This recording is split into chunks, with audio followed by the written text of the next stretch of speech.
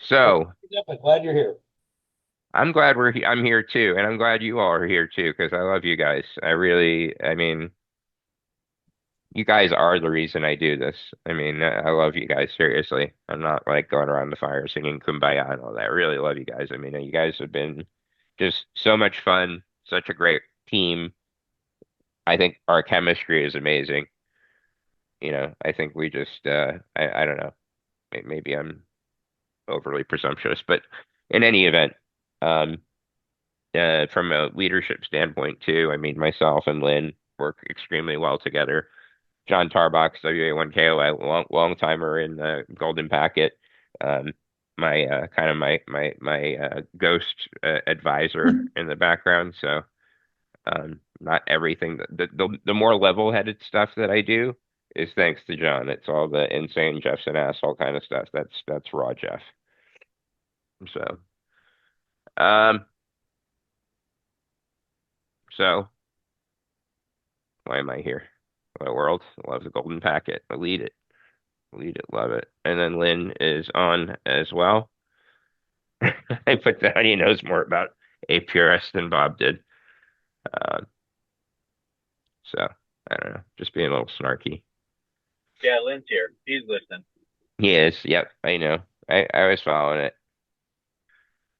So anyway, agenda. Um, let's just pretend that this had roundtable up here because I just move stuff around. ATGP 2025 announcement. Woohoo. Uh, and then my work. I think I like Ron's term, so we're going to call it the Jeff H view from the top, which is not like an arrogance view from the top.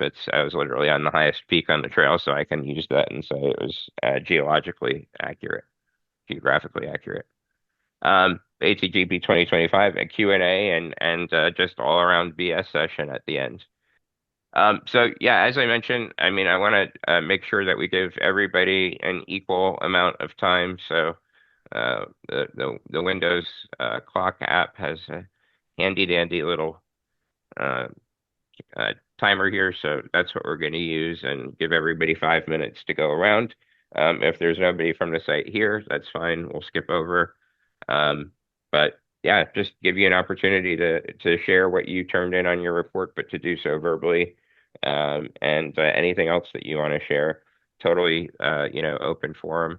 And so Flip, let me know when you're ready to go, and I'll start your timer. Well, I don't have 5 minutes, but I mean I don't even need 5 minutes. But it was I'm a relative newbie, but I'm really enjoying it. Last year I went up with Ben. I can't remember his call sign, but he kind of disappeared on us. But he and I went to Oglethorpe Mountain last year, and the original terminus, but it's easier to get to. And then this year Jeff and I went up to Springer, to the trailhead on the north end of it. And I guess we went up. I can't remember when we went in the spring, maybe, and checked Yeah, it I think it out. was And like then it was like early May, if I recall yeah, correctly.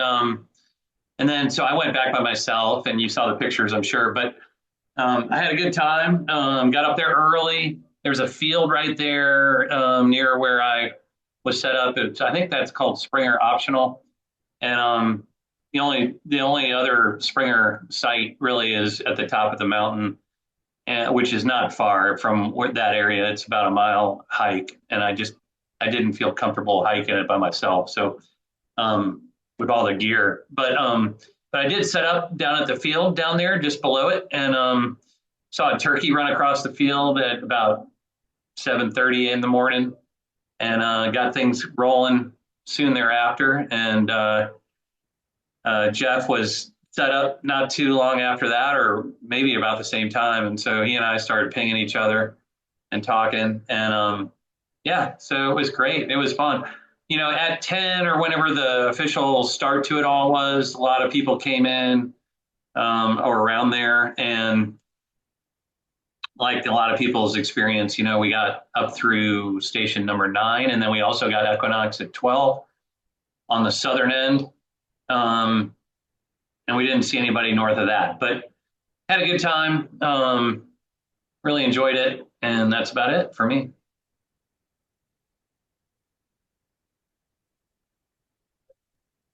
That's great. Anybody have any questions for Flip? All right, let's see Get my here. unmute here. Yeah. Can you mention whether you had UHF voice comms with your adjacent station? I did, yeah, I did with Jeff. Of course, Klingman's is about twice as high as where I was, so it was easy to get up to him. I could hear him talking to the next station, which I guess was Comer's. Roan, Um, Roan. Roan, I'm sorry. I could hear him talking, but I could not hear Roan responding. So, but I know he was having a Okay. conversation, obviously. So it was kind of cool. I definitely was Okay. able to talk to Clayman easily. Excellent. Thank you. If everyone can remember, try to remember to mention that because it's going to play into some things I mentioned up here at the end. Lynn, Uh, also, did you see me driving up there on APRS? I did. I saw nearly everybody tracking on their way in, so Okay, that was good. I'll mention that at the end too. because I was just running APRS Droid or whatever that is, pinging, on my way up there. So Yeah, glad you I'll, saw I'll, it. I'll describe I'll describe how I do that when I get there. cool. All right, let's go on to me. Is Carlton on? I don't see him on, so I guess I will represent myself. How about that? And I'll even start a 5-minute timer. So for me, last year when I went up to so last year is my first year at Clayman's Dome, so this is obviously year two. Um, Last year when I was up there, I stayed at an Airbnb halfway through my time there. Thunderstorm went through, knocked out power for the whole rest of the time that I was there. This year, I stayed at a different Airbnb, got up there. The power was out right from the beginning. But thankfully, it came back a few hours after I arrived and stayed on the rest of the time that I was there. Um, Looking at a map sometimes isn't always the best way to determine how long it's actually going to take you to get from place to place to place.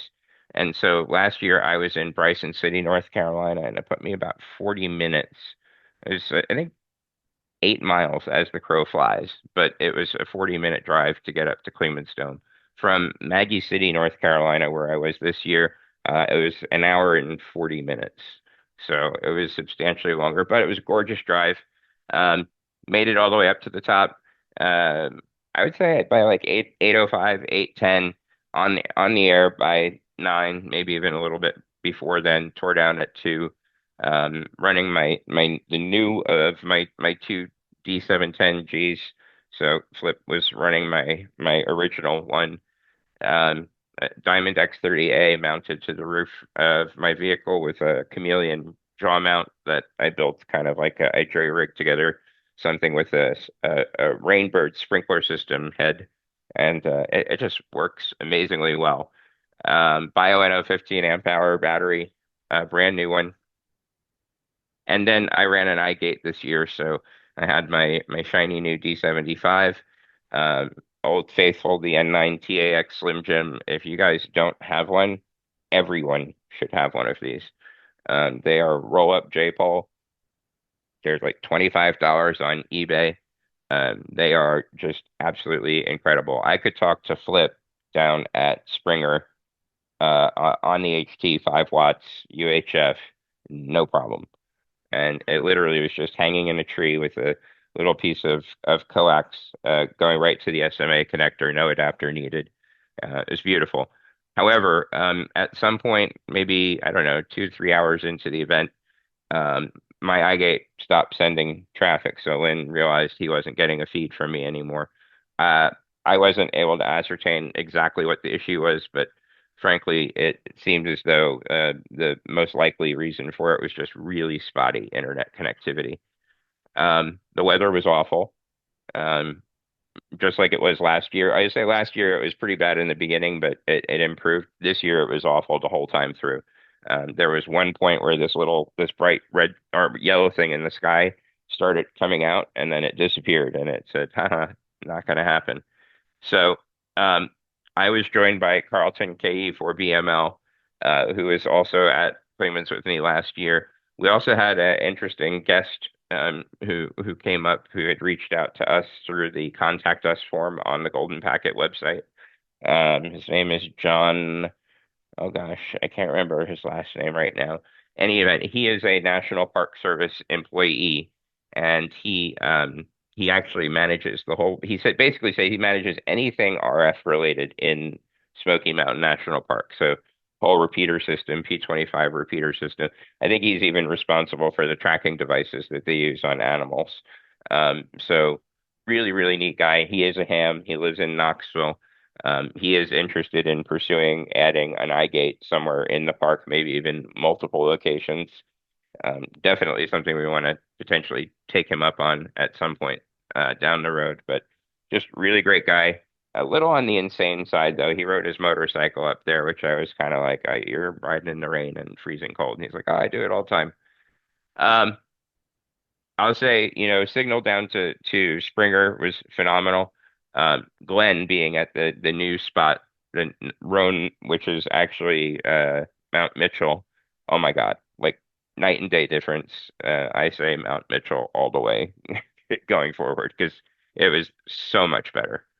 Um, yeah, I mean, I had a great time. I mean, it's always stressful, I'm sure, even for people who are new to it or people who've been doing it for a long time.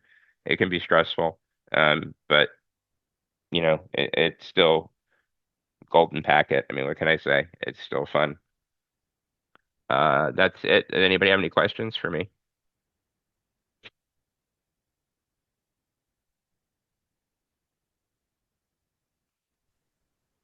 Yeah, I'm anxious to hear if the Mount Mitchell situation was just as good up to comers beyond him.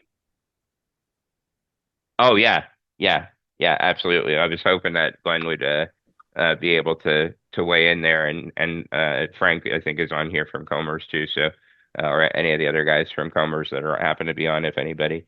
I just love to hear their take too. But Glenn, buddy, if you wanna take it, I got most of your information o over here. If you feel like you need some cheat sheets or whatever, let me know, and I'll see what else I can bring over here to help refresh your memory. Okay, no worries. Good afternoon. Yeah, we're all informal here, so it's all good. No cheat sheet needed. Let's see. I arrived on site like about 9:30, I think, and had everything set up like right at 10 o'clock. I was really, really worried about the move to Mount Mitchell, although we didn't have a choice. But I was really worried in particular about that link to Carmer's Rock. But as it turned out, it was not an issue.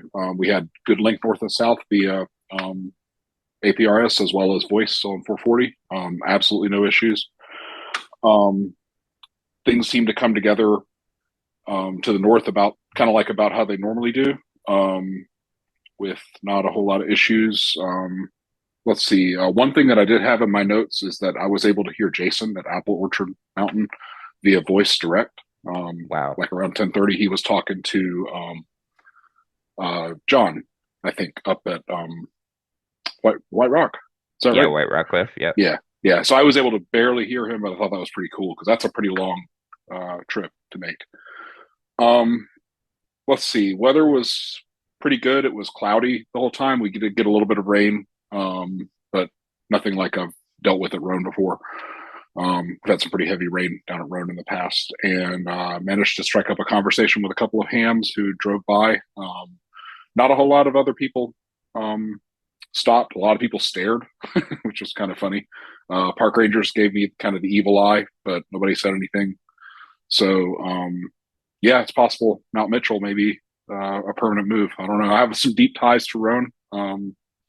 Going back to the early 1980s, we used to go up there on vacation for Thanksgiving every year. So that's always a pretty special place to me when I go up there. But it's all about the link north and south, and Mount Mitchell seems to make it work better. So maybe we'll consider that in the future. I think that's about it.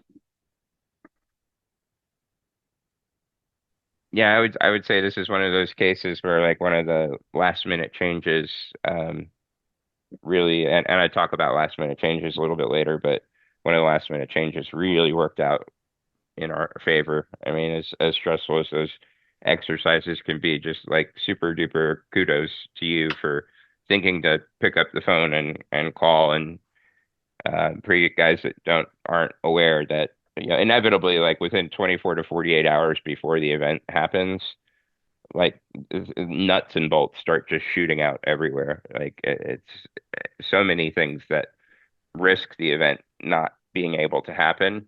And we came so close to actually calling it on a couple of occasions. I don't even want to know how, even say how close we were on a couple of occasions.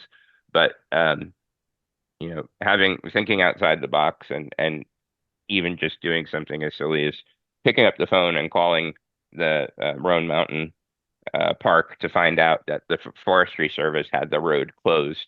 So Glenn basically would have shown up, had he not called, would have shown up Saturday morning and not been able to get to the site. And that would have been really, really bad, obviously. So we'll talk a little bit more about that though in a few minutes. But thank you, Glenn, and thanks for coming out and being our rock in the Roan Mount Mitchell area yet another year. Yeah, no worries. It's fun. Thank you. Absolutely. Frank, I see you on. I don't know, did Josh or Chris on? I think maybe you're the only one that's on from Comer's Rock. You feel comfortable running Oh with this? yes, it's my second time doing it. I missed last year because of an automobile accident about a week before, so I was without transportation. So we got out there. We were up actually working about at 9 o'clock. Uh, we had some borrowed equipment, but I brought backup equipment, so we were all covered. We had a 10 amp hour battery. We had a backup battery. Everything was backed up. But Comer's Rock was miserable. It was very dense fog, medium to heavy rain at times, light at times. By the time it was done, we were just ready to get off the mountain. Yeah. Uh, we had nice, easy comms on the 440, both north and south.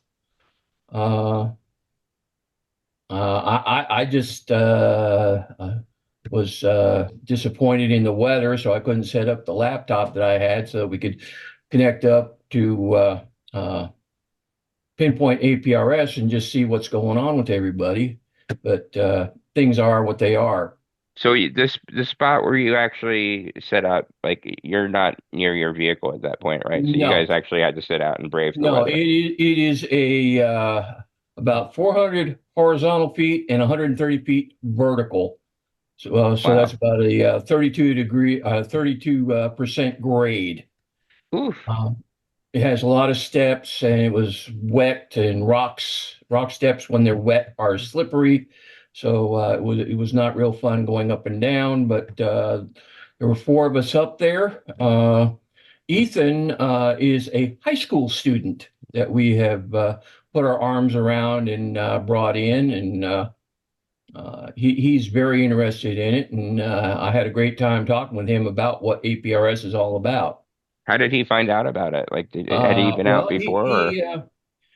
we at field day we had the VE testing session like we normally do, and during that session we were talking about Comer's Rock and ATGP, and he said, "Where are you going at? When? When?" He's very interested in learning new activities.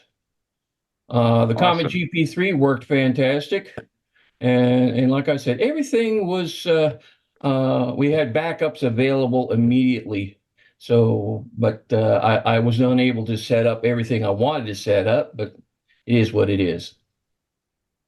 Awesome. I love that B word or the R word, backup or redundancy. That's fantastic. Anytime you can do that, that's great, especially if you have to hike.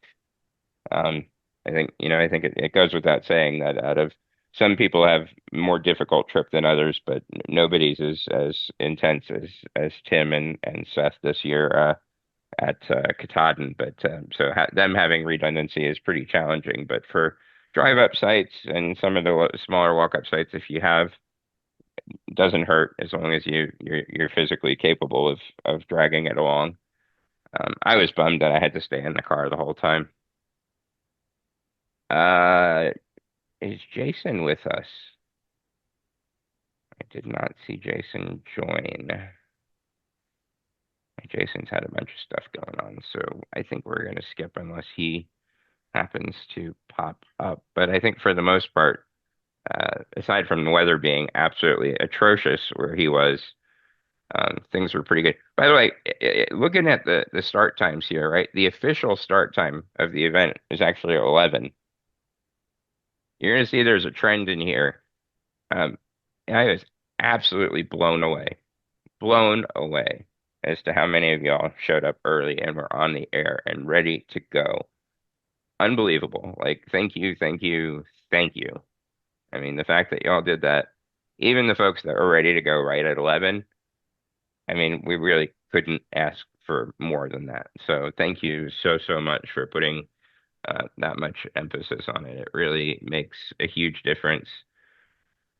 All right, I'll hop off that uh, soapbox. I have more later. Um, Mr. Huggins, you want to tell us about you and Dylan? Yeah, I don't know if you can see any of this, but You want to share? sure.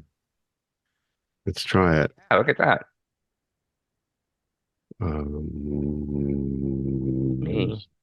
Somebody that looks like me. Oh, it is me. Yeah, it was there a minute ago, just when then Jeff took over.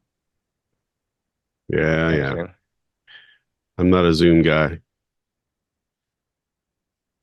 Okay, here we go. Share screen.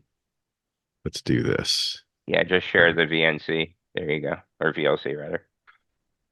So, yeah, this is all, it's just the two of us. And, I did have an all call to a lot of people. We had some interest, but it boiled down to us. This is about an hour and 10, 15 minutes from where we live. This is very backwater. This is the trailhead for Sulphur Springs Trail. And this is us getting ready. Yes, we did haul that antenna with the tripod. This is going to be the last time we do that. I have other options that'll work better. Water was, of course, the key. And there we are going up what's called a trail in these woods. Oh my. We view it as a water source as well. A lot cooler this year. We did not run out of water like we did almost instantly last year. Big difference. You use a filter, I take it, or We did, but it turns out all the water we hauled up in the bottles you see on my son there, it wasn't more than enough. okay. But go figure. Oh, I see the blue markers on the trees for the trail. Got it. Yep. And then it got a little bit better towards the top. This is sort of along a ridge line. It's actually a very pretty hike. I won't bore you with those details. This is the trailhead where the trail, a shortcut happens. And then up and up and up.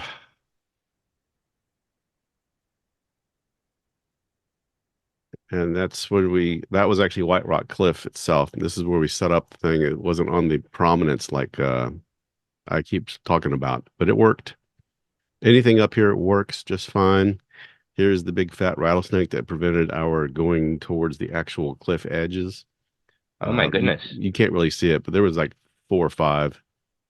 And they were all just out there sunning themselves, trying to get warm. And that was a lot of people up there, actually. This guy and his wife were up there camping. And we managed to get the campsite first. So there you go. And this is the day after. This is the main trail and the White Rock Cliff intersection. And another set of campers who I don't think expected us to walk along so early. And out of order is we had a fire and coffee after the event. And it was really nice. Primitive campground. So you guys actually spent the night after the event and just We stayed did. put. My initial plan was to be the night before to take the time constraint off, but that didn't work out. But all the equipment worked just fine. The battery lasted and then some, 15 or 12 amp hours, I think it is. That's probably quadruple what's required. Berninga correctly figured it out at about 4 amp hours was more than enough. And we bring 2 of those in lead acid days. and I'd only use one. So he was pretty good about predicting those things back in the day. So I know some of you all hauled up lead acid starter batteries and stuff. I was like, dudes, you If don't need to do that. you're But drive up, it's okay. But yeah, if you're hiking, lithium polymers where it's at. the antenna, of course, is the double collinear monobander. I still think that's the best choice for these things, even though White Rock Cliff is, really good. But if you got any kind of edge effects, any diversity you can put into positioning will help. And it's also very lightweight. So we had a good time. You got Got about some 30, ticks. 30 seconds left if you got anything else you want to go over. How are your comms north and south? Didn't get any UHF to the north. We had solid copy to the south, 2-3 bars, but full quieting. It was fine. Okay. And 2 meters was, meter busting. No problems. Awesome.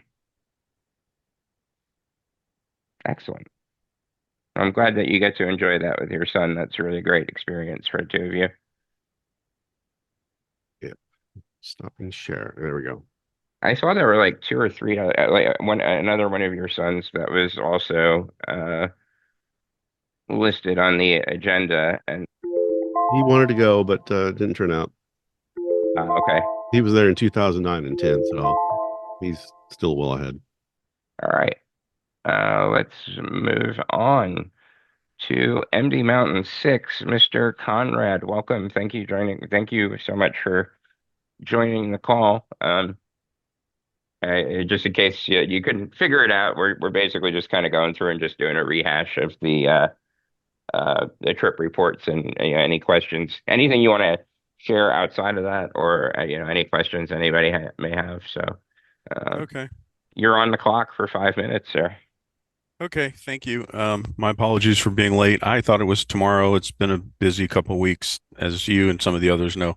I got well, she'll be a year old in a couple of weeks, but she's keeping me quite busy, and I work in Maryland and live in North Carolina. So long story short, I don't have a lot of time. My goal after the event was to set up the D710 that I had the problem with, which it wasn't decoding properly, and run it with a couple of D72s as simulated 3 or 4 nodes of the event. I haven't had time. I was actually going to do that tonight because I thought this after action was tomorrow. But be that as it may, I'm still going to do it because I'm curious as to what the issue was. It just didn't seem to decode well. And a good 3/4 through the event, I switched to the D72, which still worked fine for the southern. I was never successfully able to go north. I also have some software I use at work that I haven't had time to run the plot. I used one of the online sites to plot between Maryland Mountain and GD Hill. The data that was used by that online site comes down from the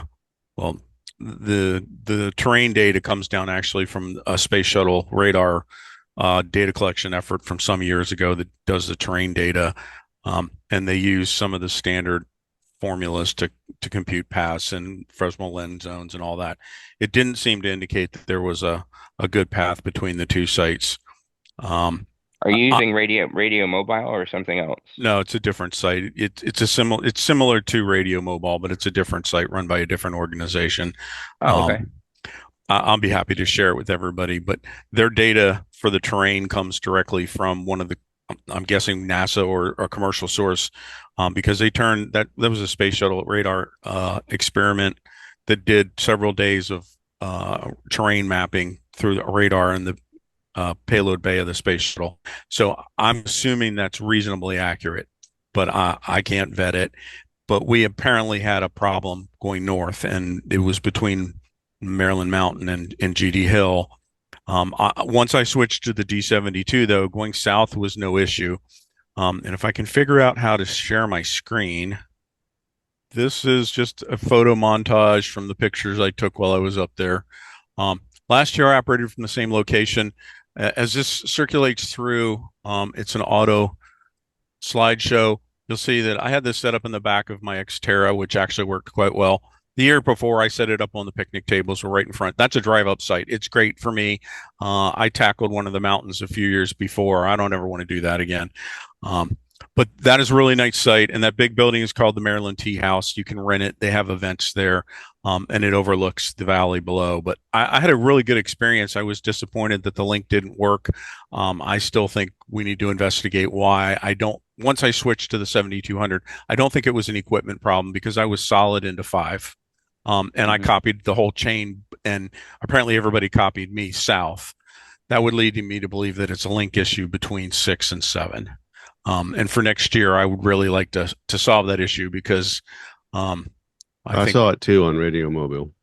we all want to take and be successful with this event. We all put in a lot of time and effort. So, Well, Jim, remind me, so the 710 that you operated this year, you bought that used from somebody, right? Yeah, I bought it at a Hamfest. The guy told me point blank, it's got the same failure with all the others, that they had defective filters. So I replaced the filters myself, and I tested it here at the farm.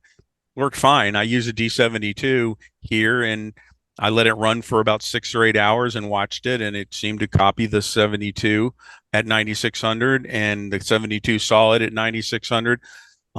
But I have 9 acres. I don't have hundreds of miles to go, and 9600 is kind of really finicky if things aren't just right. I still believe 10 or 15 minutes at 1200 to establish the link pass is probably a good way to go. I understand everybody wants to push the envelope in 9600, and it would at least have been able to identify that it was a problem using 9600 had we tested 1200 for 10 or 15 minutes. Yeah.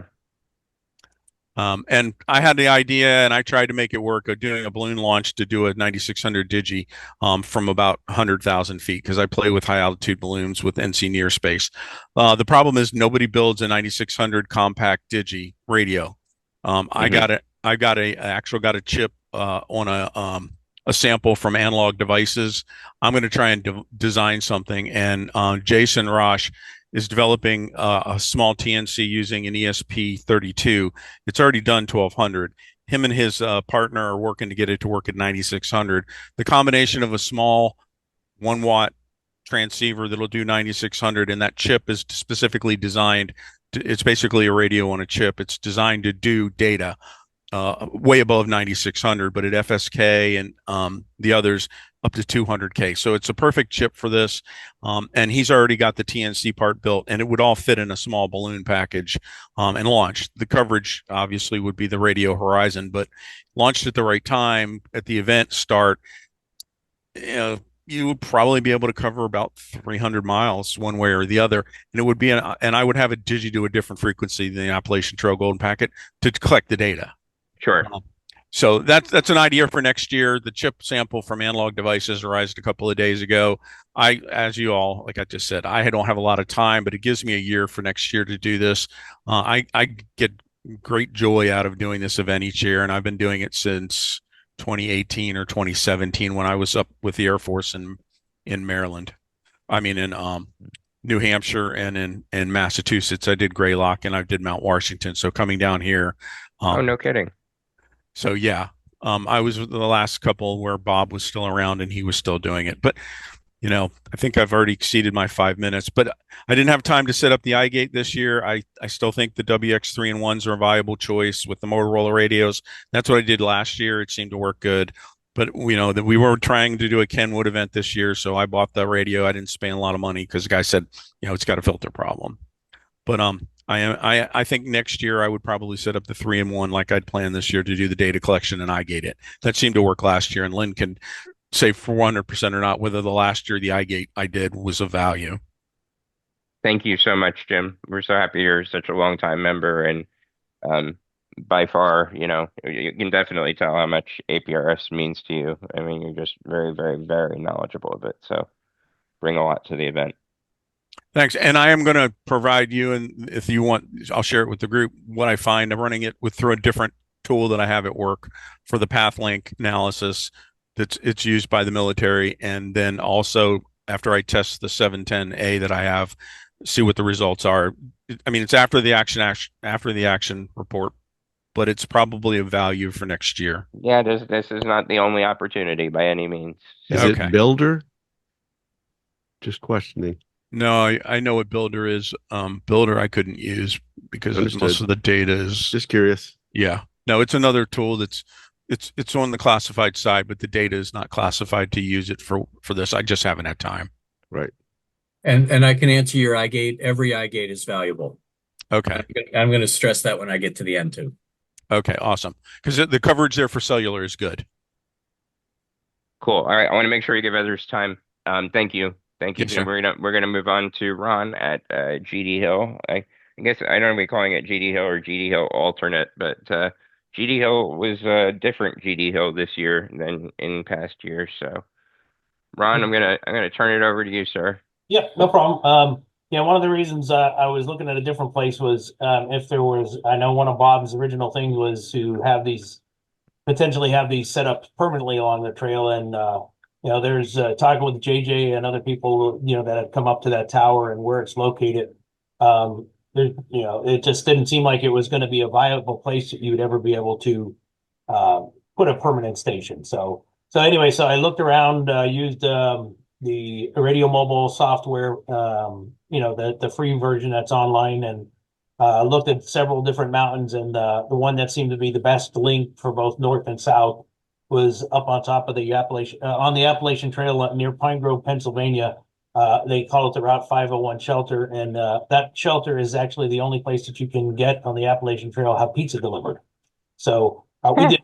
JJ and I did not do that, but yeah, you can actually order a pizza from the town. There's JJ could probably say it's probably like 5 miles away, and they meet you at the parking lot, which is a quarter mile. So the hike going up there is very nice, relatively flat. You are surrounded by trees. Thanks to Jeff, we had JJ, Jeremy Johnson, JJ joined me up there. We met about the same time. I walked up there to take a quick scan of the area to see what if I needed the slingshot or what I was going to need. But Jeff showed me that slingshot on Amazon, and had a 14-ounce bag and that 150 feet of arborist line, and we were able to get that antenna at least 50 feet up in the trees, but pretty close to near the top of the canopy. We had 75 feet of coax going down to it, 15 amp hour bioenno. Got it all set up. I'm going to claim that I definitely had one of the most, if not the most expensive iGate in the world, because I had two things at the last minute that I found would work. My RFinder B1 running test host from Lynn, and it was Bluetooth, receiving it via Bluetooth from my Kenwood D75. So, and the RFinder had built-in cellular, so it wasn't an issue. But yeah, I had that up stationed. Almost immediately from the time I got set up, I was here in Maryland mountains. And then shortly thereafter, I got it. So I don't know if when the other station south, if Jim hadn't changed radios, if I would have then received some other stuff south, but I was decoding him pretty regularly in the beginning. I did have a Meshtastic note up there. It was fun to just see some of the stuff that we were picking up, and just being up at 1,470 feet of elevation on the top, near almost at the very top of that mountain. We were picking up some good range, getting some good range on the Meshtastic on the lower bands.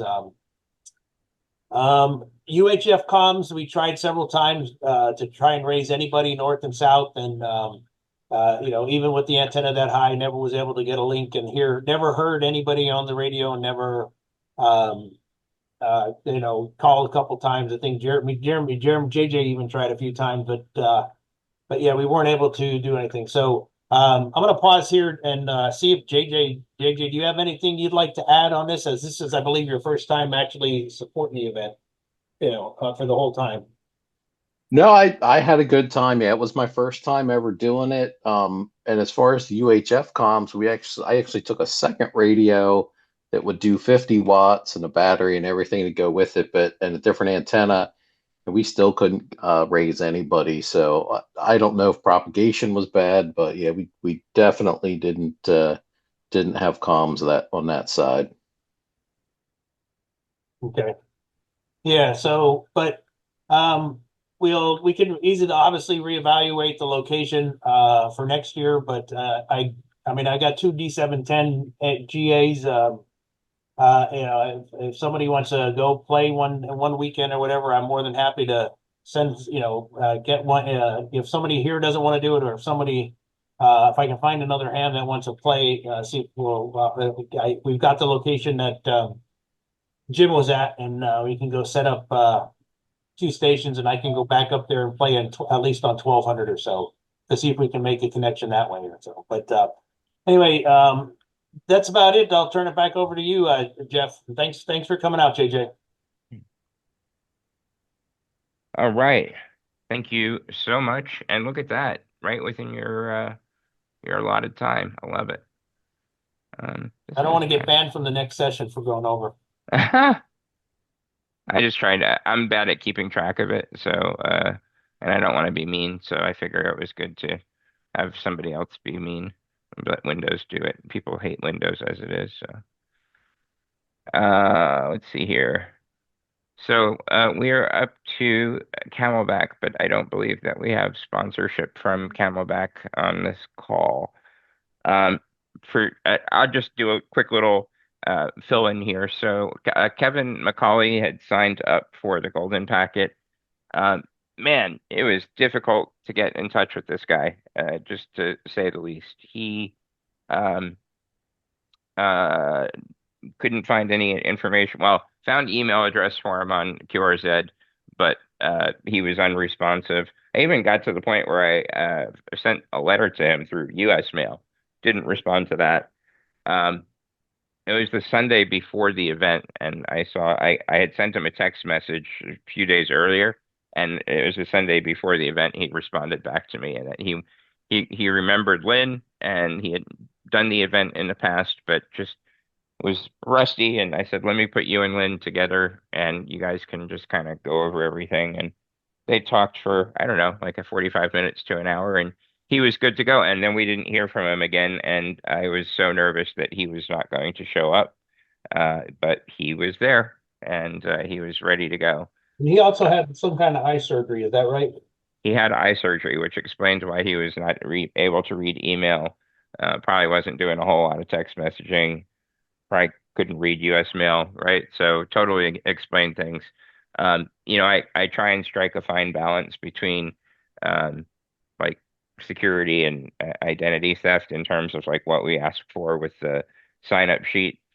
We don't like putting people's personal information just out there for anybody to grab. We may find a different way of doing it next year, maybe using Google Forms to submit it instead, so it's not like actually published, but we have a record of it, so we have most up to date. I pretty much have contact information for everyone. It's just the new participants or somebody who hasn't been a part of it in a long time. It took some really, really creative searching to find his mobile number, but he knew what he was doing when he was out there. I think the only thing that ended up being an issue was that at one point or another, when things were humming along, he turned his power down to 5 watts. And yeah, it probably wasn't the best move in the world, but it is what it is. Can't really go into much more about it than that, but we'll talk a little bit more about the Camelback debacle in a little bit. Hang on, Jeff. You go back one slide. Mm-hmm. He did mention there the last line of his trip report that he did discover issues that his radio would not transmit on high when his battery voltage was low. So that may explain when he went down. Mm-hmm. I'm not sure why he went the whole way to 5 watts. I think there's an intermediate on a D710, but yeah, if he was having low battery, he definitely would not be able to do high because it'll just reset the radio.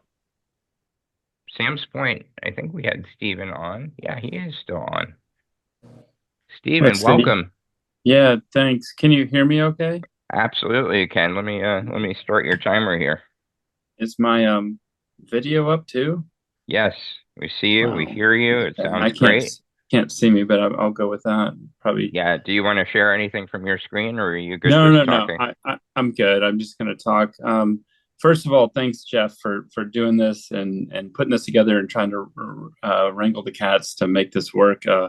I totally forgot about this tonight, but my trusty calendar phone told me that I had to do this ATGP tonight. I was like, holy crap. I've been literally traveling doing like a lot of different things. I had to get my mother-in-law into a nursing or into a assisted living. I don't know. It's a long story, but it's not as bad as you, Jeff.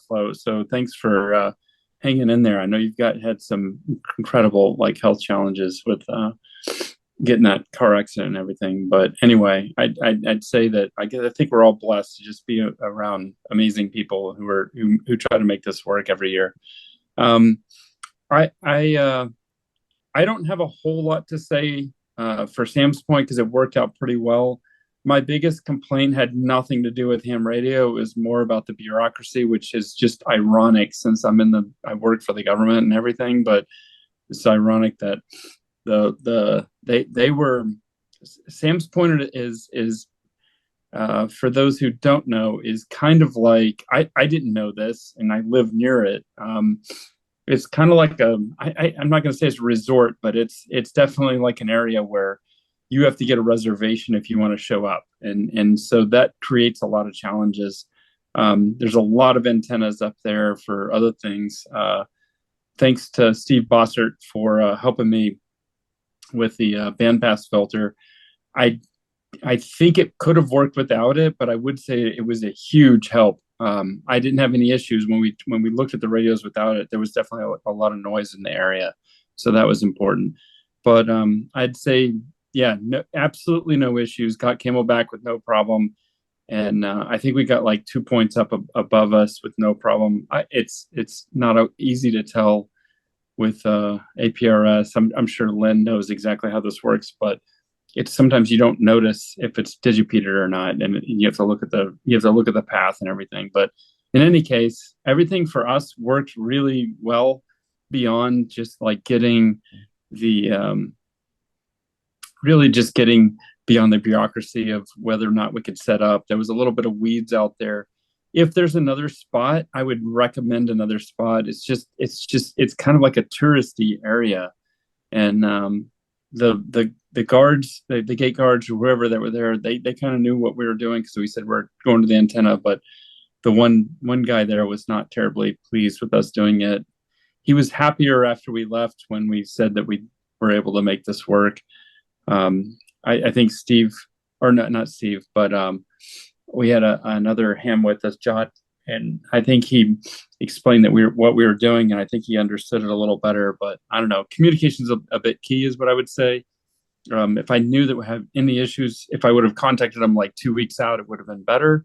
So if I have to go back to Sam's Point again next year, that's what I will do, is try to contact him. If not, then whoever it is, wherever I go, I'll definitely be engaging like a month out with with whoever the property, whoever owns the property, because that's like a thing that none of us knew that would be a problem and became kind of problematic at the end. So with that, I think I'll yield my last 1 minute left back to the group. Thanks.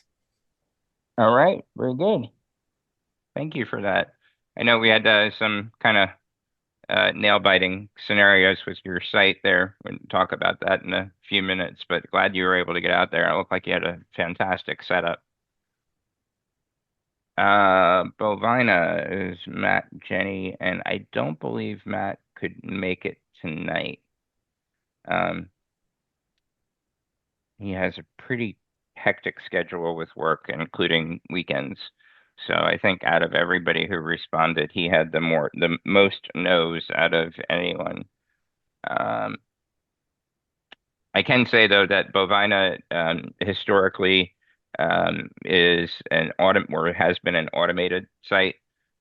So effectively anybody, what's his name? Oh gosh. Can't remember the guy's name, but anyway, somebody would go out to Bovina Center. There was actually an equipment closet. He would set up a D710, hook up an antenna outside of it, plug it in, and it was connected to commercial power. And so he would just set it up to start beaconing and leave it, and it would just cruise along for 48 to 72 hours, no problem, and just ran through the event. But Matt this year had normally would go down to Camelback, but had an obligation to be in Cooperstown, New York on Sunday morning after the event for the World Series Hall of Fame, supporting it through Aries. So Bovina was where he wanted to be this year. And, we try and accommodate. We'll talk a little bit more about that. Do we have the Don Meister on here? All right. We have a Don, but not the Don. AV1PH. All right. We'll skip over Greylock, which means that we are on to Equinox, and unfortunately, Mr. Martin is not here. So out of all, 16 some odd sites, I think we got 14 that accepted, but it looks like we may have had some people who either just didn't remember or couldn't make it last minute. So it's okay. It happens. So that brings us up to Mount Washington, Mr. Tarbox. Probably want to start out with a little something about your friend Tom. But yeah, well, we had a ham who was going to join us this year, and unfortunately, he passed away before the event. But I did want to honor him because he was super enthusiastic. I've done it for many years, so it's sort of like, how it gets old hat. He's like, we got to prepare. We got to get ready. We got to get this stuff going. I'm like, Tom, I got like 4 radios. Don't worry. We got enough stuff, So anyway, unfortunately, he passed before the event. He passed during the Near Fest at Deerfield, and he was attending that, and that went home after the first night and went to bed and never woke up. So just honor him, Tom. But I had another ham with me, my friend Jeff Bishop, KB3 QMT. Every year I tried to take a ham out with me, which I think is great. The more people we can involve with this. And so I have gone by myself at times, but generally I have somebody with me. And Jeff provided the vehicle this year, which was a mixed blessing. I take a lot of stuff with me. I had 2 710s with me, but I ended up getting a power problem because I didn't take a battery. I was going to get the power off his car, and that failed. So that meant I couldn't use either radio. And I ended up using D72 on the top of Mount Washington.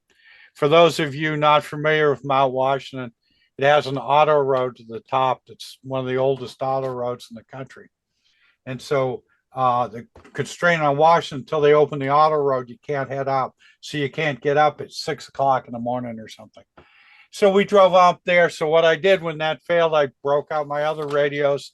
And so I used the D72, and it worked with both the adjacent mountains. I used just another walkie for my voice comms, and it worked the Equinox. And the station to the north of me was Sugarloaf. So I had great voice comms. The one issue about Mount Washington is there's a parking lot just below the summit. And if you go to one end of the parking lot, you get great comms to the north. You go to the other end, you get great comms to the south. So you have to kind of pick a spot where you can get both sections. So what I ended up doing is walking up to the roof of the visitor center where I was sort of unobstructed, and I could do simultaneous comms both ways. So what's my takeaway? I should have had a battery, and I guess no matter how much you bring, you're always going to have some failure. But we worked. It did my comms both ways, and that's about it. Thank you, John. Again, another very faithful and gosh, how many years have you been involved with the event? It's been a lot. Yeah, I started off on Sugarloaf my first year. Bob needed somebody on Sugarloaf, and he says, I'll send you a radio. Just take it out of the box. Whatever you do, don't change anything. Just go up there and turn it on. And then when you're done, FedEx it back to me. And I did that the first year, and it worked. And after that, I went and bought my first D72, brand new, and I've been doing it every year since. Amazing. Well, thank you for once again, and for all the time that you spend with me and Lynn and everyone else in the group. Golden Packet would definitely not be the same without you being part of it. So thank you. Well, thank you guys too. I think there are a whole lot of us that this is almost a way of life. The day after the event, we start thinking about next year. I know, it's pretty wild, isn't it? Yep. It's like a sick addiction. Mr. Dorval, before you start though, I'm going to bring up a a couple of pictures because, pictures worth 1,000 words, and we were looking through some stuff and had some questions. I think we kind of have enough forensics that we know what happened, but just wanted confirmation from you before you get started. So, Can you hear me? Yes, I can hear you. Okay, I had audio problems last time it was on a No worries. Yeah, there was a number of screenshots of our radio, and you know what? They must have been in a different folder that I did not go through while I was putting this together. But there were a number of screenshots where the radio had APRS 1.2 at the top of the screen.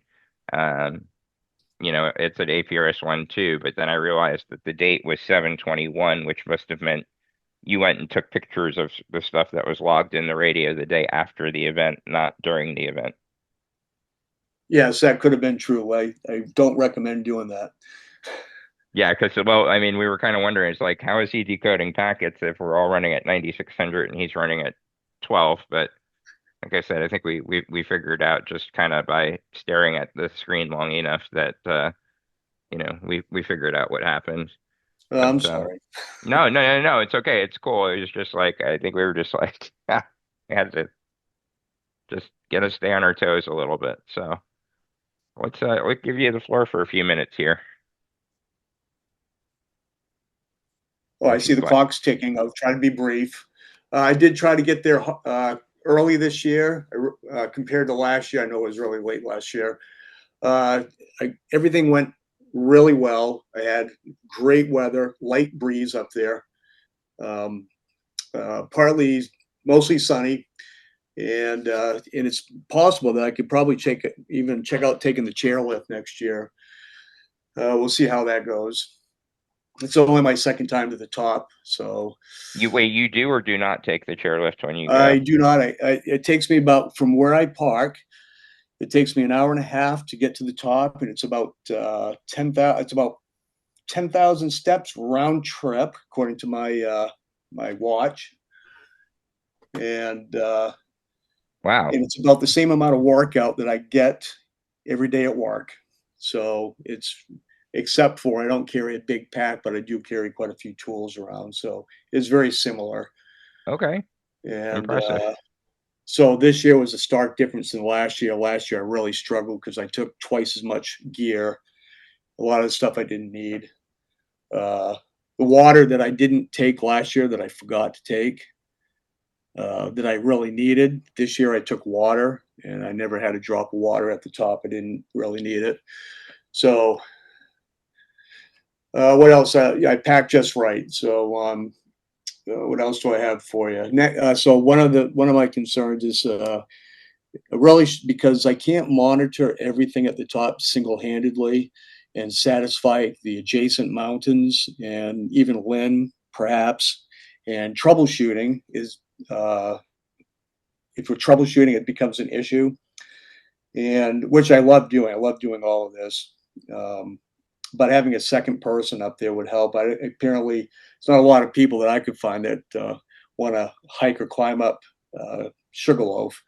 If it was a drive up, they probably would do it. Just an observation. What else do I have? Trying to read my bullets here. Oh yeah, I set up on a aluminum structure that serves as a helicopter landing pad.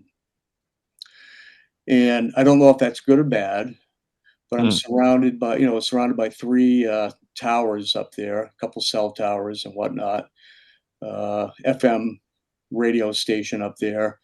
I don't know if the RF acts upon the aluminum structure, but perhaps it does. So that might be a concern. I might want to move away from that next year a little bit if I am invited. Maybe.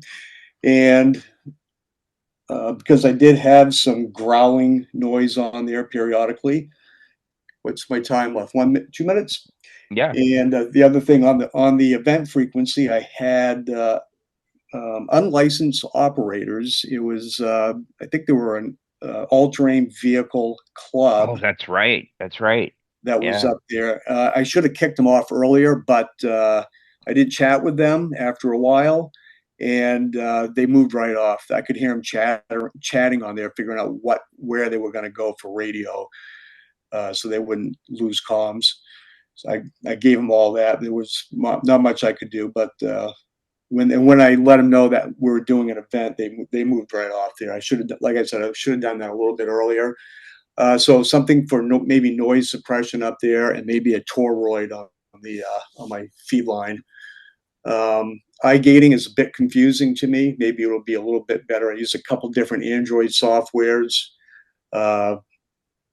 Peter Levels, and then Lin software. And I'll never send another regular standard message to a station again on the event frequency. That kind of backfired on me. And I think maybe next year I might try data on the B band, but I'm going to experiment with that. Maybe my radio, I just learned about this, or relearned about it recently. So my question, I'll probably find out, was my station effective? And what's going to be new or different next year, and questions. So I think we'll find out a little bit more about that in a few minutes here with Lynn's analysis. So that's right. Can I just mention something here? Yeah. I used to do Sugarloaf, and I rode up on the chairlift, and it makes it much easier. But it's not like the chairlift goes all the way to the top. So after you get off the chairlift, you do have to hike a little bit. And the location I did is there was always a ski patrol hut that I would go into, and because that was great. Because if it rained or something, you were sitting inside the ski patrol hut. I'd run my coax out the window and set up the J-pole antenna on a plastic pipe. But the other thing about that hut that the ski patrol has is you have 110 power and a picnic table to sit down, which makes it really, really nice. And plus, you're farther away from those repeaters on the top of the mountain, so you get less interference. So just something to think about for the future on Sugarloaf. Thank you. Unfortunately, we don't have Tim or Seth here, so we won't be able to get an update from Katahdin, but we can always do like a smaller, more informal version of this call at a later date. Don has to drop off. Thank you, Don, for joining us tonight. And you will be able to watch this on YouTube here in short order. We got a lot more to go through in a short period of time, so I'm going to fire through some of these slides real quick. I made mention to this a little bit earlier, but you originally had been able to count on Matt Jenny down at Camelback when Kevin McCauley was difficult to get a hold of. I started getting nervous and reached out to Matt. Did not realize what sort of impact it was going to have on Matt. It was significant to the point where I just did not feel right asking him to do it. Ron fits into the category of somebody who goes well above and beyond the call of duty, in that he was prepared to have JJ run one of his 710s at GD Hill and get in the car and drive another hour and a half, hour and 45 minutes up to Camelback to activate the site. Again, this is another case where if we didn't have somebody to activate that site, we probably would have had to call the event. But thankfully, Kevin came through. These last minute changes also fall into the category of Jeff's minor heart attacks. So these are like the things that come up a few days beforehand that just make me really nervous. But now at least I know to expect them. Mr. Hamilton had quite an adventure too with Sam's Point this year. I don't think any of us realized that Sam's Point was actually a unique site, in that the position where they're activating is actually on property that in the past never really used to require permission, but for whatever reason this year it did, where it needed permission from a park ranger to actually go be on that property. Otherwise, the state police would be able to chase you away. Well, unfortunately, Dwight didn't find out about that until a couple of days before the event. Stephen was away on vacation or out of town on business or something. Didn't get messaging from Dwight until like the day before the event.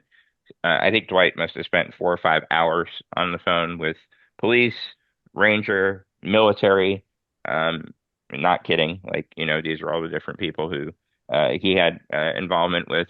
And, frankly, they just went to epic proportions to get out on the site. Thankfully, it happened, but it put John Huggins and I in a point where, frankly, we started looking at other sites. In fact, it brought up Slide Mountain, which is in the Catskills, which frankly I really want to look at for next year because it turns out it actually is discussed on the Golden Packet mailing list on groups.io, dating all the way back to 2016. If you search, it'll say 2020, but it was part of the Yahoo Groups archive, so it was actually back in 2016. So Slide Mountain is not a new idea by any means, and it looks like just an absolutely phenomenal site, or has the potential to be a phenomenal site.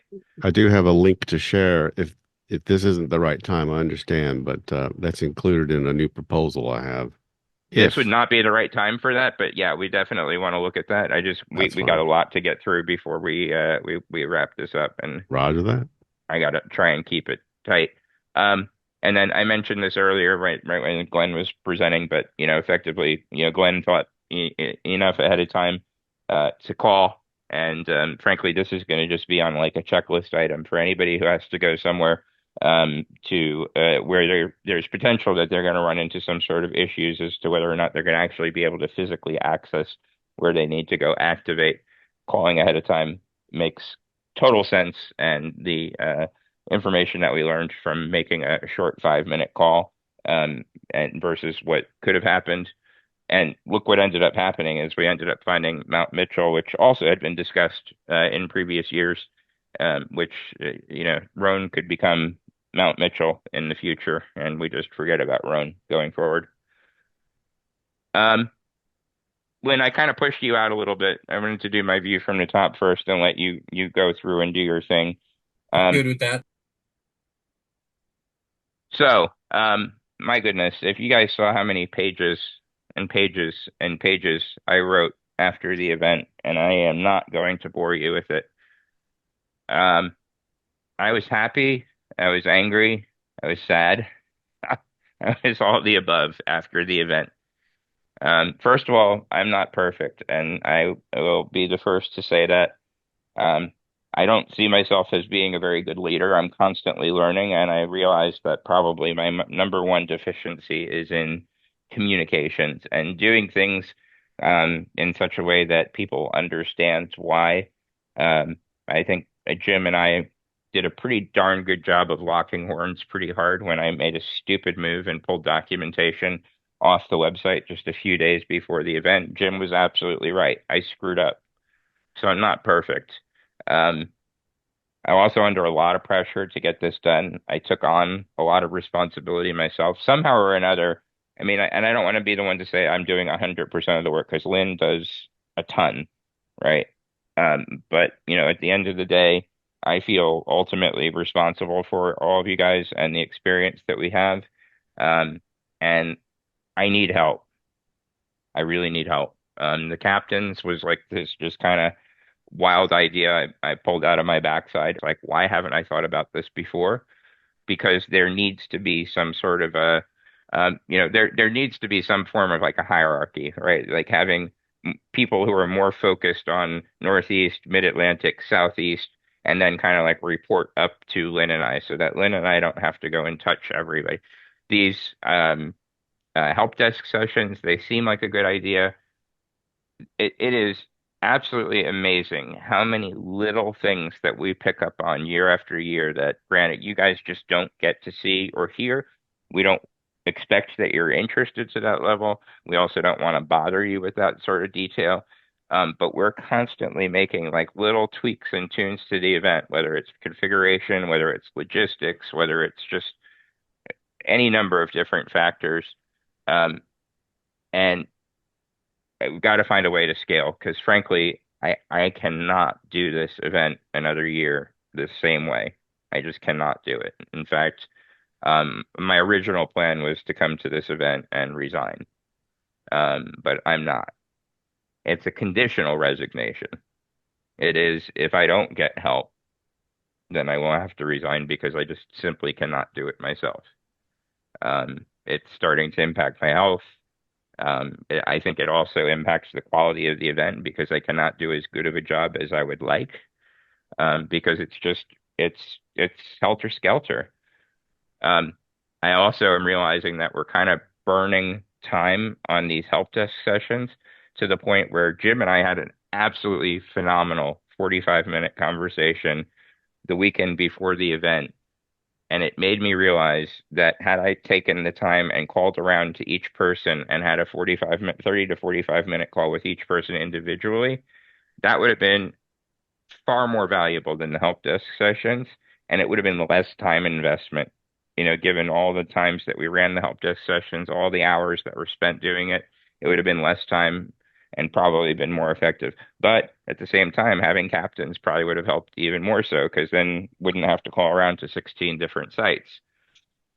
There's a lot of different personalities in this group. People are different places, and so far as their level of knowledge of APRS, the level of passion about APRS. Some of you guys just want to come out and have the glory of being part of the event, and that's okay. Some of you guys come out and are just very, very seasoned APRS operators. Other people are chomping at the bit to learn, but maybe just not comfortable enough to feel like they can ask, and trying to figure out who everybody is and how to best coordinate with y'all. I feel like I've gotten a much better hold on it this year, and maybe even a little bit last year. But my God, it is hurting cats. The net result of this is that the Golden Packet has been, is, and always will be a team event. If people individually do not take this event seriously and invest the time that's needed and be accountable for what you're out there doing, one person making an oversight or just not having invested the short amount of time that we're asking for is enough to ruin the whole event. I think the more I hear about it, with like what Jim was saying this year, it sounds like we may have actually had some radio issues or topographical issues, and not so much a people issue. But some of it's hard to tell. I mean, some of it's really, really difficult to say. That's why we really rely a lot on Lynn's analysis, because it's just incredibly, incredibly powerful. So as far as like all the minute changes and all the little things, Bob's configuration from years and years ago no longer applies, plain and simple. So taking a radio and putting Bob's configuration on it is not sufficient to be prepared for the event. That was why I tried to redo the configs on the site, but not having access to a D700 or a D710, only having a D710G, only having a D72 and a D75 means that I'm incapable of developing the documentation to the point that it's as accurate, the quality of the product that I want to turn out. But don't assume that the way your radio has been configured for years is just going to be it, because we do make changes. Jim had the best idea yet, and this is, I'm pretty much 95, 98% of the way there, saying that this is the way that we're going to do it next year, is everybody's going to be on the hook to pay for a copy of RT Systems programming software. It's $25. The only challenge is if you're on a D700, you can no longer get it, but it's available for the 710 and the 710G. You do need the RT Systems programming cable, so it's an extra $10 on top of that. We're going to send out configs. Would I like a D700 temporary? I actually thought about buying one, Frank, but yeah, I mean that would be something to consider. We want to send out configs that we know if everybody writes those configs to their radio, the only thing you do is you just change your call sign. That's the best way that we're going to get consistency. I can't really think of any other way of doing it better.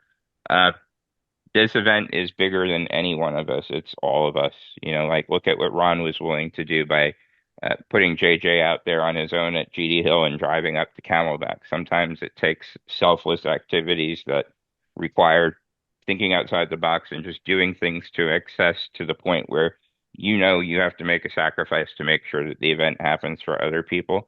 I think I do that pretty much every year in some way, shape, or form.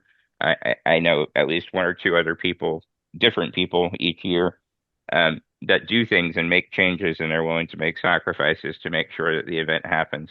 This is a team event, and if you can't play in a team setting and you don't understand how your actions or lack thereof have an impact on the rest of the event, Golden Packet may not be for you. That said, I think Lynn's analysis is going to really, I don't know, kind of open some eyes on things. But um, I love you guys. I really mean that. I'm not saying bullshit. I really do. I love doing this. Can't keep doing it the same way. And whether that's my managing the event, what we actually do, because we're doing the same thing for the most part, and we're expecting different results every year. And this quote from Albert Einstein pretty much says it all. Definition of insanity is doing the same thing over and over and over again and expecting different results.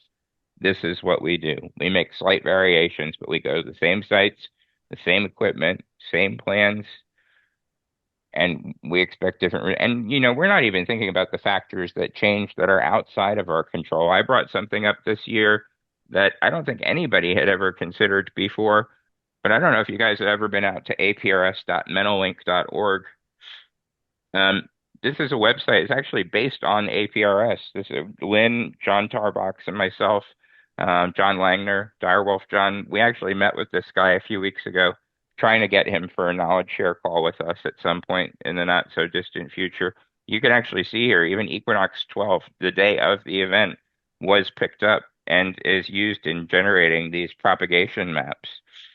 I think this is legitimately a contributor, potentially. When I took a look at the site early in the morning on Saturday when I got there, and it was like this solid orange color all the way.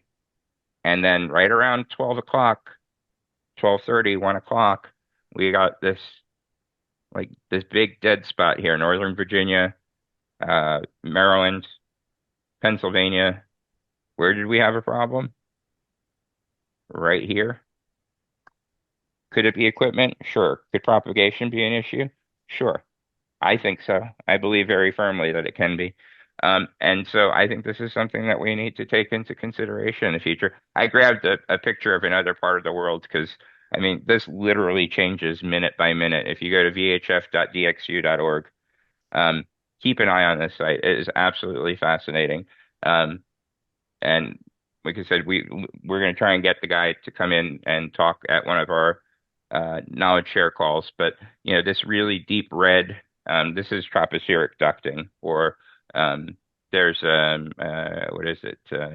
Not meteor scatter, sporadic E. So there's like a dark purple color that you'll see occasionally. There have been cases where people have been down in Miami and been able to send packets to people like up on North Carolina through tropospheric ducting along the Atlantic coast. We cannot discount that this has something to do with it, in my opinion. So I just going to say a couple of things more, and then I'm going to let Lynn do his thing. Redundancy, location. So Frank talked about having backup equipment. We know that the Kenwood D700, D710s, D710G is not easy to come by. But we also got a picture of this today. This is looking like the replacement for the D710 that hopefully will be out before Golden Packet next year. So, who knows? Not that we're going to assume everybody's going to go out and spend however much this thing is going to cost because it looks expensive. But, we've got options. But we also need to be looking at different sites. We absolutely positively look at the difference Mount Mitchell made, right? Huge difference. We could even consolidate Sam's Point and Bovina into Slide Mountain. Eliminate 2, replace it with 1. And by the way, this is not all for Lynn and I to decide. If you guys have ideas, send them our way. Don't let us be the ones that are responsible for pushing things top down all the time. That's not how this works. This is a team event, not a dictatorship. We want to hear from you guys. Have to hear from you guys. And then I'm just gonna just say this real quick, and then I'm gonna let Lynn do his thing because evidently I'm getting emotional. I don't want to keep talking. That's embarrassing. But 2025, guys, July 19th. Mark your calendars. I am. This is my conditional commitment to you guys, and it's going verbally. It's getting recorded. I'm working my butt off. I'm learning how to set boundaries. The captains are an absolute must. If nobody is willing to stand up and become a captain next year, and we'll try and wrap some more process around it so it's not like amorphous. We understand what the captains are signing up for. But if we don't have captains, I will resign. And even with captains, there's still going to be need for some other things that need to be done. I'm not going to do what Jeff Hochberg always does, which is if nobody else does it, I just do it. It's just not going to get done. I have to start taking this attitude because it's having an impact on me. I need people who can work autonomously without being micromanaged. Anybody who wants to do anything is welcome to. Happy to have you. Love to have you. And love your ideas. But I just cannot run the event another year the same way that I have been the past 4 years, 5 years, however many it's been. I want to do it. I need help, plain and simple. And if I don't get the help, I won't be able to do it. So I'm committed to you as long as we have a way. And when I say need help, don't leave it to me to be the one to find somebody to help either, because evidently if I send out requests for help, nobody responds, but Lynn sends out requests for help and like half a dozen people respond. Whatever the case is, I need your help. So I want to keep doing this. It obviously means a lot to me. So that's it. I'm off my my soapbox. I'm going to turn this over to Lynn. Yeah, if you'll stop sharing, I've got your slide deck down here. I'll get to that slide when I get there. Okay, share screen. There it is. And I want to share this screen and see if that shows up to everybody. Yeah, that looks good. Do you all see it? Say again? Jack Potato, view from the shack. Okay, good. Yes. So my opening line is eye gates. I need more eye gates. For those of you that have seen number 5 in Short Circuit, he needs more data. We had great eye gates this year. We had one up at Sugarloaf from AA1WI. Beautiful. Greylock. Don had eye gate running the whole way through. It was amazing. I was never sure which eye gate he was running or which device he was using, but I was getting a good raw packet feed from Greylock. KB5LNC from GD Hill had it running there. That was fantastic, Ron. And Jeff, outside of the one gap when I was like, okay, well, I haven't seen anything from Jeff recently. Give him a call. Oh yeah, look, my eye gate's offline. Klingman had a good feed for me as well. What that does for me is I get to see every packet that iGate hears, depending on what iGate software is being run there. And I have some ideas on making the iGate experience easier next year by letting you run whatever iGate software you want to run and pointing it to an APRS-IS server that will be down here in my shack. As most of you know, the APRS-IS duplicate filters packet, so you only get to see the first copy of any packet.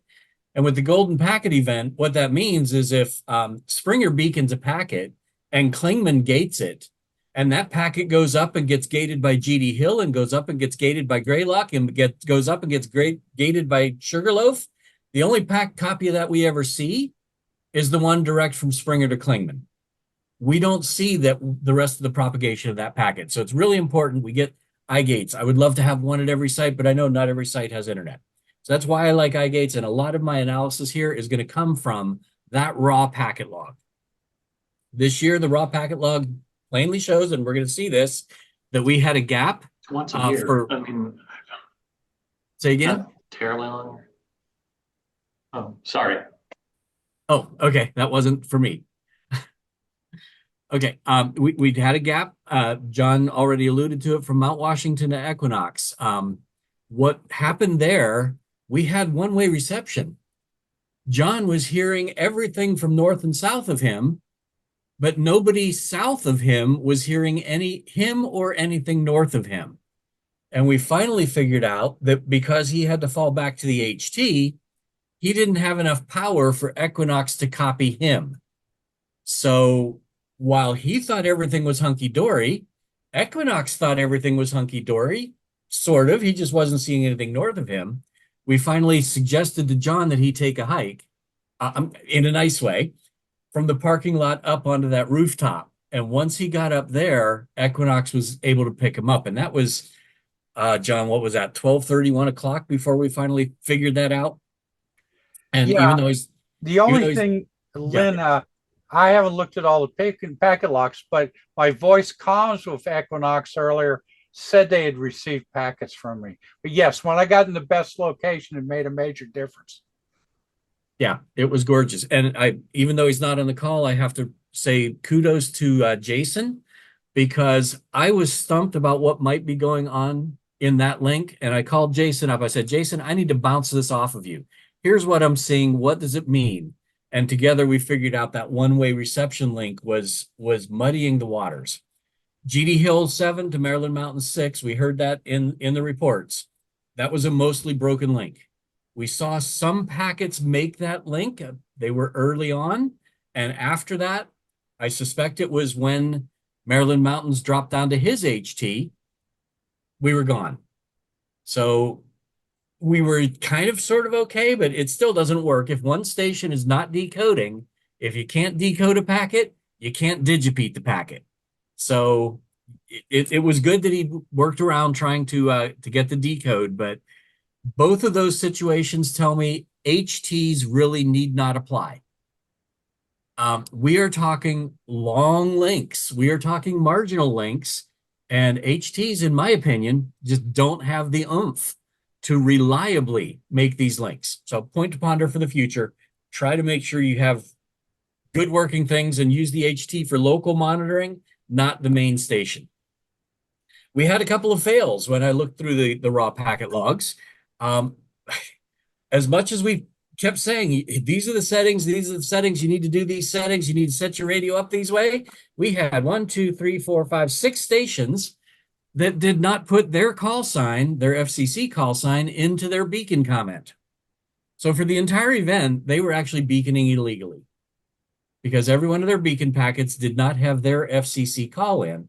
Now, we can kind of stretch that definition and say, as long as they were digipeating at least one packet every 10 minutes, because they were in that packet as a digipeater, they were IDing, but that's why we say put that FCC call in your comment. So apparently, as much as we kept trying to push these detailed setup instructions, they're still not being followed, which is why Jeff is falling back to saying, we're going to send you a slug. We're going to let you use, drawing a blank on the software name, to load your radio with something we know is right. Another thing that the suggestions were that you update your beacon comment in real time to show the stations that you're receiving or that you've heard. Again, you can see the list there on your screen. 1, 2, 3, 4, 5, 6, 7, 8 stations never updated their beacon comment to say who they were hearing or seeing, which makes everyone's visibility on the trail, not just the shack potato. That's information that your adjacent stations can use. They simply look at your beacon comment and they can compare notes of what you say you're seeing and what they say they're seeing. It's not fatal, but it certainly makes it easier for people to see what's going on during the event and makes it the post-event analysis a lot easier. From those packet logs, we know when people went on the air, at least when the people were seen by one of the eye gates that was feeding me raw packets. And I think this is where Jeff got the arrival and departure times. I'm not sure, but you can see here the times that we actually saw packets. The first packet that we saw from that station via anywhere, and the last time we saw that station via anywhere. I really like this information too, especially when we're trying to wrap up the event. I continue to monitor, and if I still see some stations showing up, I'm make sure I try to reach out to those stations and say, hey, we're all shutting down. You can go home now. Don't know how you missed getting that word otherwise. The stations here with the asterisk, and I missed the one on Sugarloaf. I apologize for that. That should have had an asterisk on it, are the ones that had the eye gates. And that's important because it plays into the next bit of the post-event analysis, which if I can find the right thing and get, there, Okay. now it's up out of the way. Okay, are you seeing my spreadsheet? Yes. Yes. Good. So you don't really actually have to read that spreadsheet, but I'll get back to, we're going to zoom in on it. This is a spreadsheet that shows what station heard what station and the first time that station was copied. And it's done by looking at the raw packets and looking at the digipeater pads in between the packets. And anyone can glance at this and say, right here is a problem, right? Right here between GD Hill and Maryland Mountain 6, there is a problem here. I was actually filling the spreadsheet in real time the day of the event.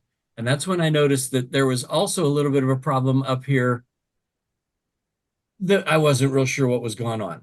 Katahdin, it turns out, not very many packets from Katahdin made it down to Sugarloaf's eye gate, which I found real interesting. Greylock was feeding me most of the visibility to the north, as well as Sugarloaf, the ones that made it through Mount Washington. And then GD Hill gave me a beautiful feed from south of there. And then Klingman picked up all this stuff at the south. And it seems like every year the event develops the same. And I mentioned to someone I was going to promise I'd mention this. I do bring up first thing in the morning here in the shack a APRS 32 multi-track looking at every single one of our 15 stations, 16 stations, and look for any mobile that appears to be approaching the station. And that's how I see that, okay, that station looks like he's on his way. I make a note that I saw him on approach. I saw him on approach. I saw him 500 feet away. I'm going to call that arrived. So I do have notes of who's arrived. Don't know if you're actually on the air, but if you're tracking on APRS on the national frequency, and if you have coverage where you're going, I do look at that and see that the event really is literally unfolding before my eyes sitting down here in the shack. And then the packets start coming in. I look at everything that has a hop anywhere in its path coming from any of my packet sources, mostly from that non-dupe suppressed RF feed. And that's where I was able to plug this spreadsheet together. And I promised I would zoom in on it, so we're going to zoom in on it. So here at the north end, you can see the first time I see the packet is the red one. Oh, that went a little bit big. So the red ones are the first time I've copied a packet from that station. And then the times that that station has copied other stations. And I keep getting myself confused about which way is horizontal, which way is vertical, but they end up working out about the same. But in this case, Greylock 11 copied Sugarloaf, copied Mount Washington, copied Equinox, copied the Equinox appliance, and of course copied his appliances. And we work our way across. And that's where you see this major gaping hole that GD Hill is not showing me anything except one Maryland Mountains packet very early on. And I suspect that at 10:23, Maryland Mountains might have still been on his D710 and beaconing and being heard, but he may not have been hearing anything. Maryland Mountains was beaconing to the south because we started to see him to the south after that, coming in through the Springer eye gate. The gaps in times here of the Springer eye gate, these 1300s, is because between about 10:30, 10:45, and 1 o'clock, Jeff's eye gate was offline, probably due to the lousy cell coverage up there at Figman's Dome. So this is the analysis I get to do of seeing where the gaps are. And in real time, I can see, who do I need to be calling? And I forget who I called during the event. And they answered the phone with, okay, what did I do wrong now? That's not the case. When I call you up, I'm really just looking for information. I'm not calling up to say you're doing something wrong. I'm calling up to say, what are you seeing? Because this is what I'm seeing. Does it actually make sense to each other? So please don't consider me to be the bad guy, that every call from me is not good news. And Sugarloaf, you were fantastic at relaying my calls over into Mount Washington because he had no cell coverage. And that's what I do often as well, is if I can't reach a station, I'll go to the two stations beside him and see if they've got the UHF comms to get my messages through. And that's what I tried to do here at GD Hill and Maryland Mountains towards the end. They had UHF comms to each other, or cell coverage. They both had cell coverage. And I suggested they talk to each other and work out a test to find out what that problem was in that link. And that's why I was asking at the beginning of the call if you had UHF comms. Because if you have UHF comms, you can coordinate with your neighbor station and do individual tests. You ask them, tell me when you see your station transmit, and I can look at my radio and see if I'm receiving it. That is a diagnostic thing that you can do in the field and know immediately. I am copying my station. My neighbor is also copying me. And you can rock solid establish the two links that you're responsible for. And if everyone along the chain had the ability to do that, the whole chain would just come together instead of us scratching our heads remotely trying to figure out what was where. I think I'm supposed to go back over to this one now. Let's see, who heard who went? No, this one. Yeah, Lynn, I mean, from what I could tell, like when you worked on the other deck, that you really only had like 2 slides. Yeah. Maybe I was wrong. And I think just a little bit more in this spreadsheet, and this is the who heard who and when. Did you actually put that one in your? No, you didn't. Okay, this is actually in the spreadsheet. I think I need to make it a little bit smaller. This is the information I can glean from the packets there it is. If you put the who I'm hearing into your beacon comment, I can actually see the event unfold from that too. The stations down the left-hand side are the ones that actually put something in their beacon comment. And then for each hour of the event, we can see what that station was hearing. And you can see it grow. Like GD Hill started out the first hour, he only heard 6. And then all of a sudden, an hour later, he's got 6, 8, and 12. Then he's got 6, 8, and 13. And he ended the day with 6, 8, and 14 after John got up on that high point to actually make the hop from 14 to 13 and on down. What I found interesting is these reports here, starting at noon and going on, of people in the South copying 12. And I'm like, wait, if we're broken between 6 and 7, how are people south of 6 picking up 12? And I think what happened is we did have some of that tropospheric ducting happen. And some packets from up north totally skipped the 7-6 link and were copied by something further south. Lynn, just a comment there. So when I did talk with Kevin at Camelback, he said that he was copying 12 direct. So he was actually getting Vermont directly on Camelback Mountain in Pennsylvania without, anything else in the past. Yeah, and that I totally believe that ducting, but that ducting doesn't explain the 12 down south, because Camelback would still have to get it down through 7 and 6 to get further south. So we had to have had a southern duct as well at some point. And that's where this concept actually falls apart a little bit, to poke holes in my own balloon, because it's totally impossible for people in the field, and I know this because I was out in the field in the first ever event. You can't keep track of who you've heard versus who you've heard recently. So if you copied one packet from somebody, it goes into your list because you happen to see it on your radio. But if you've only copied one packet from that station, that doesn't really mean the chain is working. It's only if we get repeat packets actually coming through, oh, I'm consistently seeing 12 and 10 and 11 and 13, that we know the chain, at least up to that level, is actually functioning, instead of one random packet came down through a duct and got copied and digipeated the rest of the way down. So I think that's all I had, unless there's any questions about what I did.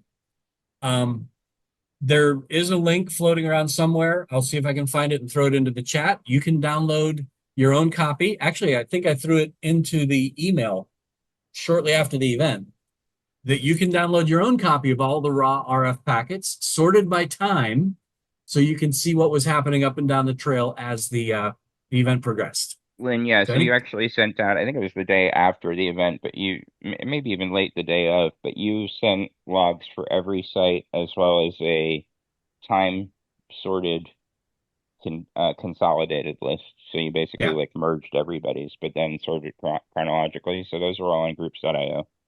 Yeah, so it's all out there for anyone who wants to look at it and play with it. One quick question for you, Lynn. Yes, John. On that Excel spreadsheets where you had the red cells for the first packet for each station online, it was iGated? Yes. Do you know which iGate reported that particular packet? It's in the raw packets. Okay. I don't remember it. No, but the data is available. The data is available, Thank but you. yeah, it's definitely out there. And Thank you. I can actually just sit here and look at the spreadsheet and tell you who it was. Okay, Katahdin would have likely been Sugarloaf. Mount Washington was probably Sugarloaf. Everything from 12 down to 10 and probably even 9 probably came in through Greylock. Everything from 9, 8, and 7 came in through GD Hill. And then everybody 6 and south came in through Klingman. I had a couple other questions, but let's take it offline. I have a question, Lynn. So first of all, the time that you said was the first packet I heard or you heard from me was absolutely incorrect. I mean, I packeted between myself and Klingman's way earlier than 10:08. And I think the issue is that that's when Jeff turned on his iGate at 10:08. Absolutely. I make no secret of this is only based on the packets that made it to me. Okay, so this is all iGate stuff. And I wonder to myself whether or not the iGate includes the comments properly, because I promise you, I had my call sign and I had 0 through 9 and 12. I had that all morning after I got those stations. And I constantly updated it. Every time I heard another station, I changed it. I had my call sign in there. Jeff can verify that by looking at his own radio. I would totally believe that. I What? do see why. I suspect you didn't poke use on that particular entry. It's a very popular thing to do on a D710. You can update the thing to your heart's content, but if it doesn't have an asterisk on it, that's not the one it's transmitting. Yeah, I don't have enough experience with the D710 to understand that, but I thought that I had it said correctly. I totally believe you did, and I'm not individually faulting anybody, but this is why we harp on things a lot up front. And iGates never corrupt packets unless they're LoRa, but we won't go into that little level of things. Hey, Lynn. That is a good question. Yes, Ron. Hey, quick question. I looked at all the logs, that had come out, and what I found interesting is I don't see anything where any stations north were ever iGated. Even though they were received, they never got iGated. So, I mean, when Jeff's iGate was down, that might have been when they were coming through. But, if my memory was right, looking at all the logs from all the stations, I never saw anything,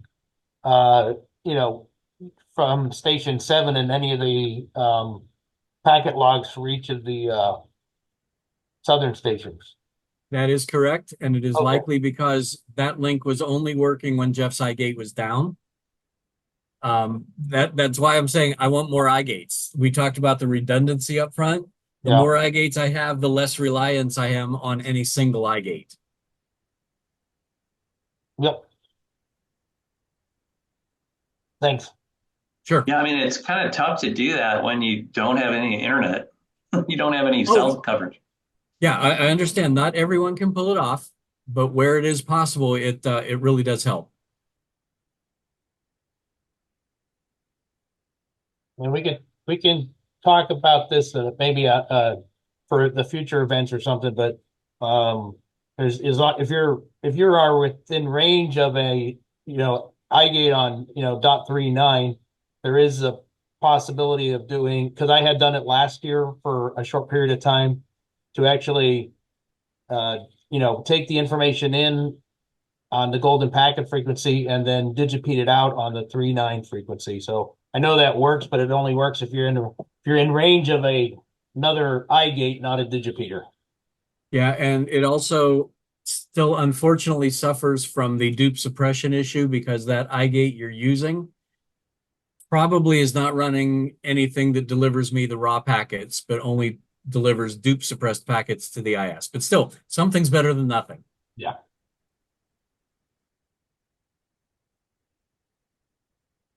Okay, no other questions. We'll go back to Jeff. Did Apple Orchard get gated? Yes, because otherwise I would not have any logs to say people saw him. Okay, just a curiosity.